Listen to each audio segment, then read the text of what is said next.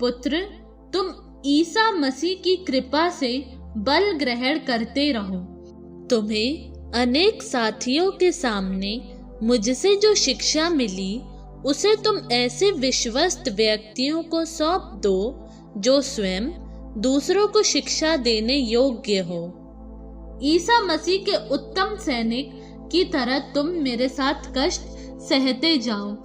जो सेना में नाम लिखा चुका है, वो नागरिक जीवन की झंझटों में अपने को नहीं फंसाता, जिससे वे सेना के अधिकारी को प्रसन्न कर सके। किसी भी खिलाड़ी को पुरस्कार नहीं मिल सकता जब तक कि वो खेल कूद के नियमों का पालन नहीं करता। परिश्रम करने वाले किसान को सबसे पहले फसल का हिस्सा मिलना चाहिए। तुम मेरी बातों पर अच्छी तरह विचार करो, क्योंकि प्रभु सब बातें पूर्ण रूप से समझने में तुम्हारी सहायता करेगा।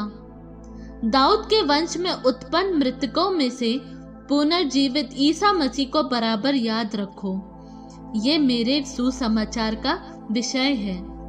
मैं इस सुसमाचार की सेवा में कष्ट पाता हूँ और अपराधी की तरह बंदी हूँ, परंतु ईश्वर का वचन बंदी नहीं होता। मैं चुने हुए लोगों के लिए सब कुछ सहता हूँ, जिससे वे भी ईसा मसीह द्वारा मुक्ति तथा सदा बनी रहने वाली महिमा प्राप्त करें। ये कथन सुनिश्चित है, यदि हम उनके साथ मर गए तो हम उनके साथ जीवन भी प्राप्त करेंगे। यदि हम दृढ़ रहें तो उनके साथ राज्य करेंगे। यदि हम उन्हें अस्वीकार करते हैं तो वो भी हमें अस्वीकार करेंगे। यदि हम मुकर जाते हैं तो भी वो सत्य प्रतिज्ञ बने रहेंगे, क्योंकि वो अपने स्वभाव के विरुद्ध नहीं जा सकते। लोगों को इन बातों का स्मरण दिलाते रहो और ईश्वर को साक्षी बनाकर उनसे अनुरोध करो कि निरे शब्दों के विषय में वाद विवाद ना करें। इससे कोई लाभ नहीं होता, बल्कि ये सुनने वालों के विनाश का कारण हो सकता है। अपने को ईश्वर के सामने सुग्राह्य और एक ऐसे कार्यकर्ता के रूप में प्रस्तुत करने का प्रयत्न करते रहो, जिसे लज्जित होने का कोई कारण ना हो और जो निष्कपट रूप से सत्य का प्रचार करें।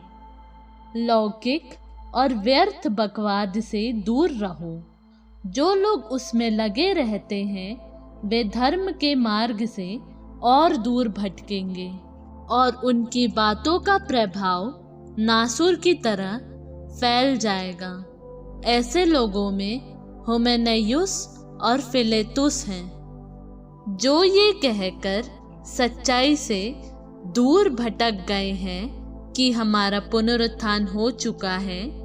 इस प्रकार वे कुछ लोगों के विश्वास में बाधा पहुंचाते हैं। किंतु ईश्वर ने जो नींव डाली है वो सुदृढ़ है और उसमें ये शब्द अंकित हैं, प्रभु उन लोगों को जानता है जो उसके अपने हैं, और जो प्रभु का नाम लेता है वो अधर्म से दूर रहे। किसी भी बड़े घर में न केवल सोने और चांदी के बल्कि लकड़ी और मिट्टी के भी पात्र पाए जाते हैं।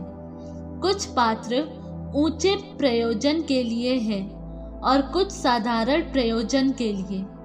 जो मनुष्य इस प्रकार का दूषण अपने से दूर करेगा वो एक ऐसा पात्र बनेगा जो ऊंचे प्रयोजन के लिए है, पवित्र, गृहस्वामी के योग्य और हर प्रकार के सत्कार्य के लिए उपयुक्त है। तुम युवावस्था की वासनाओं से दूर रहो और उन सब के साथ जो निष्कपट हृदय से प्रभु का नाम लेते हैं धार्मिकता, विश्वास, प्रेम तथा शांति की साधना करते रहो। निरर्थक तथा ऊट पटांग विवादों से अलग रहो। तुम जानते हो कि इनसे झगड़ा पैदा होता है।